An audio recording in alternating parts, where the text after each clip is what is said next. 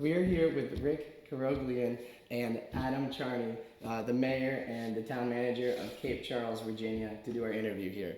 So, the first question is, I've always been fascinated by this part of Virginia, but I haven't known what to call it. I've always called it the Virginia Panhandle, or Virginia Peninsula. But in my research, I saw that it's called the Eastern Shore of Virginia. To what degree do you believe in that or in any other names? Definitely the Eastern Shore of Virginia, Really? and then, separated out Cape Charles, basically on its own. Yeah, it's like its own town. Mm-hmm. I've literally never heard of that until last week when I was actually researching, and I was like shocked because I come here and I see like all these plates and they say Eastern Shore of Virginia. I've never seen it before, and it's the next state over, so it's like kind of Right. shocking. Yeah, and I take great pride of that here. Yeah, well, I see that. There's like massive, like there's the Eastern Shore popcorn. I think that's right there. I saw that. Yeah. The license plates, like I said, and there's big signs on the roads, and I didn't know about it at all. Yeah. All right, this is an actual question. I like to do a warm-up question. Like for the Mayor of Boone, I went, what's the best tourism season? And we talked about football for like the first couple minutes. And then Right. we got into the substance there. So, okay, this question is, what is the connectivity between the town and then the rest of the state of Virginia? To the rest of the state. Yeah. I don't know that we we definitely have a connection to the state, but it's more to the county of Northampton County and then to the Eastern Shore.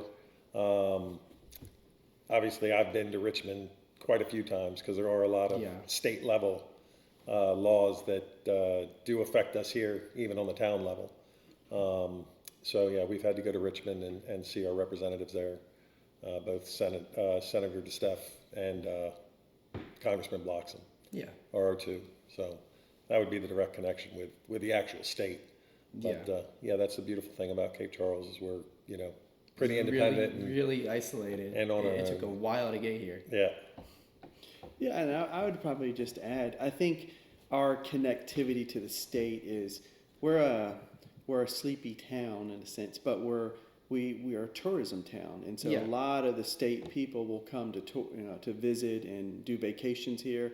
But we're also a lot of farmlands are here, and so the state depends on areas like Cape Charles for commodities, wheat and flour and corn that goes all over the state. So it's still a big industry here. I mean, if you drive anywhere, you're going to see farms Yeah, everywhere. well, we saw basically farms for like 3 hours just Yes. in Delaware this morning. Yeah, Potatoes, tomatoes, and then up in Accomack County, huge chicken. Really? Yeah. Oh, we did see a big truck carrying just a bunch of crates Yeah. of chicken. Is that for shipping? I assume a lot of it is obviously through the road. Is there like a port here that ships through water, like to places like Norfolk, or is it just by road? It's just by road Just now. by We road. used to have a ferry here, and then the train used to go through Cape Charles as well. And you probably saw the project coming in, but that's rails to trails, where you see all the fencing up, and that's going to actually be 59 and a half miles of bike and walk paths. Oh, That's going to nice.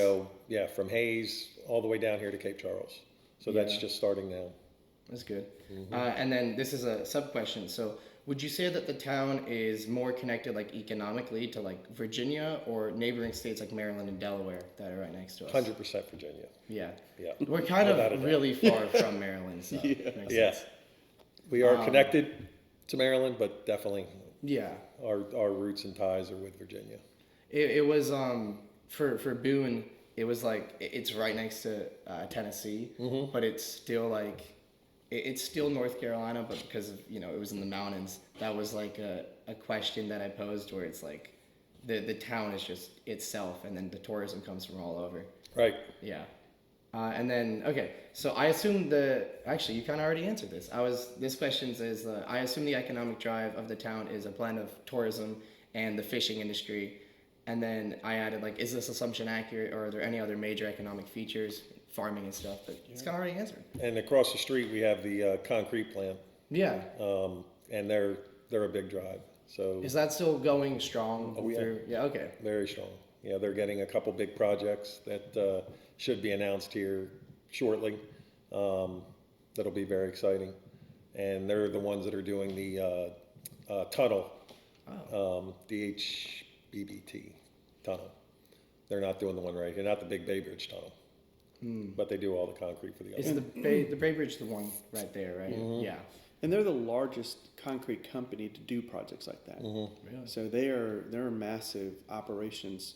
They'll do projects all over from New York to Maryland, Virginia, Massachusetts. So they're the largest concrete plant like that. Yeah.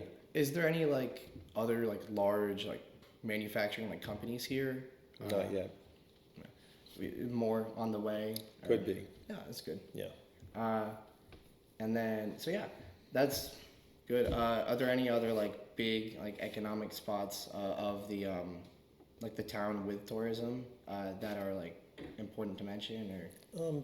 Tourism side, I mean, we've got a lot of different businesses that obviously rely on tourism as well as locals all around town, anywhere from, I think it's now up to 9 or 10 restaurants. A lot of retail up and down Main Street, which is Mason Avenue when you're coming in. That's it. And yeah, we just drove up and down that. We got the sandwiches from that sandwich restaurant. It was nice. I just thought of a good question. So, you know where Hilton Head Island is? Yes. So, we like to go there every year for my family. They always have, like, every year, 2 million tourists. Do you know, like, what that number here is for tourism? It is not 2 million. Well, yeah. Hilton Head's a lot bigger, so it makes sense. It is a lot bigger. That's a really good question. And I have asked that question, and I don't know that I've ever gotten the answer. Really? I mean, just generally doing the numbers, like 4th of July, we'll have 8,000 to 9,000 people in town just for that day. On a regular basis, probably closer to 5. So multiplying that out, 500,000 to 700,000 people is what we probably look at for our season. So from Memorial Day to Labor Day. For the summer season, yeah.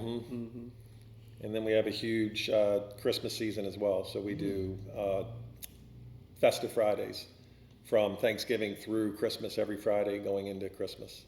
And those are big draws, both for the locals and the day trippers and things like that. They'll come into town. Yeah. So we're starting to build up. We're trying to get our shoulder season to go throughout the year. So it's really not a shoulder season anymore. Like we actually just the want fall and tourists the coming spring in. and everything like that. Yeah. And the winter. But January and February, we can't seem to find anything to do. But it's nice. Everybody local just loves those 2 months because you get to just relax. Just relax. Exactly. Yeah. I'm new here, so I was kind of told the same thing from the recruiter when I was asking about the position in the community. And I came from a community that saw 1.3 million visitors. Really? So it was a tourist community. And Where was that? That was in Colorado, Rocky Mountains of Colorado. Oh, yeah, so it's like skiing. Yeah, it was surrounded by 15 ski resorts. That's and crazy. that was a tourist market, and then coming here is another tourist market. But we thrive on that here. It is. We have an amazing golf course community. We have amazing marina and deep harbor area. So we have lots of boats that come in, whether it be commercial or just visitors, transients coming in, and so it's fascinating just to watch the types of boats that come in. Big sailboats to yachts to commercial fishermen. And you can, in the distance, you can see the big port ships going into Norfolk. I took a video. It was like aimed at Norfolk. I counted like 6 massive freight ships in a line because it's just such a big port there. Yeah. And being that we have Norfolk there as well, you're seeing constantly aircraft carriers, submarines, the whole 9 yards. So it's pretty exciting around here. Yeah, I mean, we're so close to Norfolk and Virginia Beach, and so when people are looking for a smaller environment, because Virginia Beach that's is our market. You know, they're wanting to come and have a good family vacation, and we have so many opportunities and venues for people, weddings, and so tons of people come out here to do their private weddings. So you it's get just a lot of like peace from Virginia Beach because that's a whole like it's like Myrtle Beach, but Virginia is just crazy. And then here, we came in here and I kept saying like this is such a nice like small town because it just. I knew it wouldn't be like Virginia Beach, but it's so peaceful here. And we were in DC yesterday or 2 days ago, and it's comparatively, it's just so relaxing. There is no comparison. Yeah, DC is really busy. Yeah. So that's the other thing too is I've interviewed obviously Mayor Boone, and then I live in Charlotte, so I want to talk to the city officials there and Sure. stuff. And I'm trying to go to like law school in like larger cities like New York or Chicago. But here is a lot different like type of life. So how would you two describe your like work-life balance of the positions you have with like the community that you're in?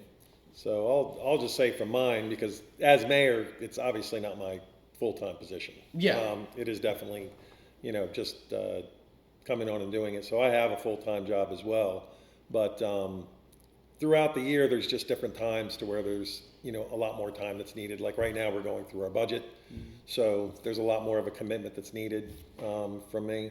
And then also if there's any big events coming up, or not really events, but any big things happening in town that the citizens are looking to make big changes on, or we're looking to make big changes on, then there's a lot more work that needs to be done. But overall, it's, from my position, it's pretty easy. Yeah. It's not too hard to balance work life and, everything right here in this town. But Rick can talk on his end because this is his position. Yeah. Here. Yeah.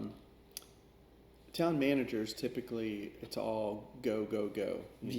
Seems like that. You deal with, you're trying to balance your staff to make sure that they get the tools that they need to do their job.